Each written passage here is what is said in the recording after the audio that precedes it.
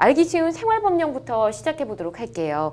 자, 임세원법에 대해 이야기를 나눠볼까 하는데, 자, 임세원법 들어는 보셨을 텐데, 그게 어떤 법이었더라 지금 바짝 생각이 안 나시는 분도 있으실 것 같아요. 곽 변호사님 좀 알려주시죠. 네, 지난해 12월 31일 강북 삼성병원에서 정신과 상담을 하던 임세원 정신건강의학과 교수가 환자가 당시 소지하고서 또 휘두른 흉기에 찔려서 사망하는 네. 안타까운 사건이 있었죠. 아마 다들 그랬죠. 기억하실 것 같습니다. 예. 그래서 의료인 폭행에 대한 범죄가 사실 뭐 하루 이틀 된 일이 아닌 것 같아요. 병원 같은 경우에 이제 출입하는 사람들에 대해서 별도로 보안 절차가 없고 그렇죠. 또 항상 열려 있는 공간이죠. 그렇기 때문에 환자나 의료인에 대해서 특별한 보호 조치가 사실상 없기 때문에 이러한 사고들이 과거에도 종종 발생하는 경우가 있었습니다. 네. 그래서 정부가 이번 일을 계기로 이런 사태를 좀 예방해야겠다 이런 취지로요. 의료인의 폭행에서 상해를 입히는 경우에 가중 처벌을 하는 이른바 임세원법을 통과시켰습니다. 그렇군요. 자, 이제 다 기억이 나실 겁니다. 작년 말 끔찍한 사건이 네. 있었는데, 자, 한 조사에 의하면 의료인에 대한 폭행 등의 범죄가 발생한 병원이 전체 병원 중에 10%가 넘고요. 또 의료인 100명 중에 1명꼴로 이 폭행 경험이 있다고 합니다. 임세원법이 시행이 될 경우 지금과는 또 어떤 부분이 달라질 것인지 말씀 부탁드릴게요. 개정 이전에는 의료인을 폭행하여 상해에 이를 경우에는 5년 이하의 징역 또는 5천만 원 이하의 벌금형이었지만 실제로는 대부분 벌금형으로 그치곤 했습니다.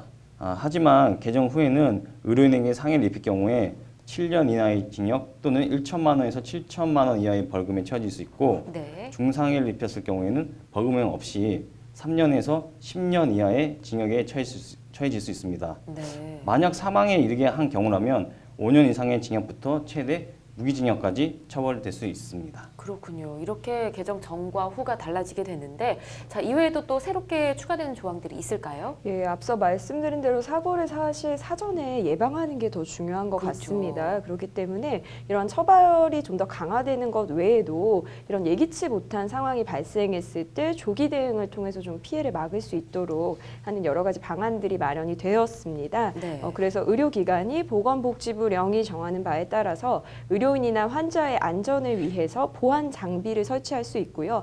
또 필요한 보안 인력을 배치할 수 있습니다. 그렇군요. 자, 그렇다면 아직 법 개정 전이잖아요. 네. 예. 이번에 범행을 저지른 가해자는 어떤 처벌을 받았을지 궁금하네요.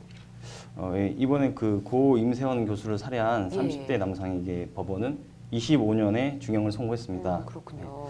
여기서 재판부는 피고인을 우리 사회에서 영원히 격리시키는 것이 상명 처벌이 아닐까 고민했지만 예. 피고인이 정신장애를 앓고 있고 성장 과정에서 겪는 가정폭력 및 학교 폭력에 의해 발현된 것으로 보이는 점, 앓고 있는 질환이 범행의 큰 원인이었다는 점 등이 인정된다고 판단했는데요. 예. 이는 검찰이 구형한 무기징역이 받아들이지 않은 것인데 재판부는 아마도 가해자가 정신장애가 범행의 큰 원인이 된 점을 참작한 것이 아닌가 이렇게 네. 생각이 듭니다. 그렇군요.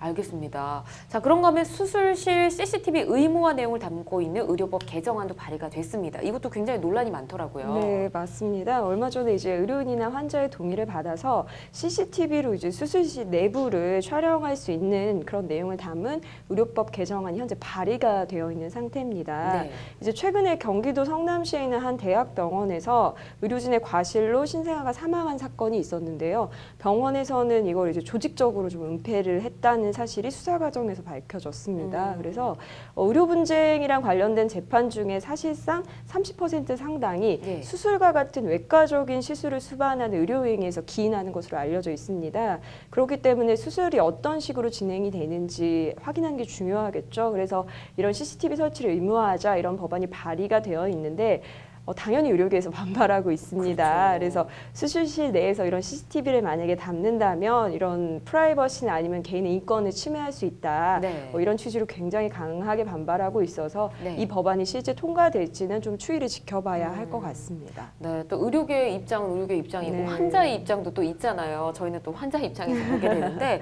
수술실 내 CCTV 의무화 두 분은 어떻게 생각하시는지 궁금하네요. 곽 변호사님 어떠세요? 저도 이제 개인적으로 의료소송 같은 걸 몇 건의 진행을 해본 경험이 있는데요.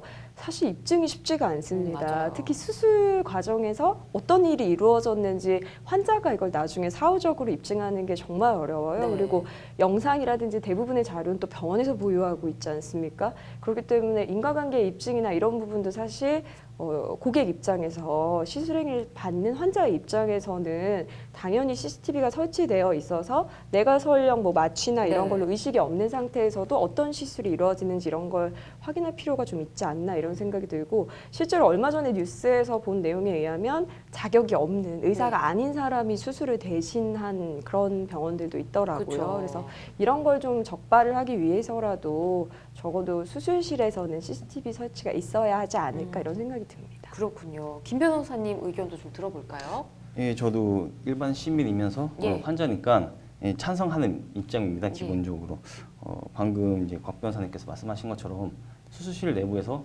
어떠한 행위가 일어났는지 저희가 알 수가 없으니까 그렇죠. 의료 그 과실을 밝히는 게 굉장히 실무적으로 어렵습니다. 그래서 대부분 실무적으로는 병원의 어떤 그 잘못을 밝히기는 어려운 상황이 많기 때문에 네. 그런 부분에서 이렇게 CCTV가 설치된다면 그나마 객관적인 자료를 저희가 쉽게 좀 확보할 수 있으니까 그런 부분이 많이 해소될 거라고 생각을 하고 있거든요. 네.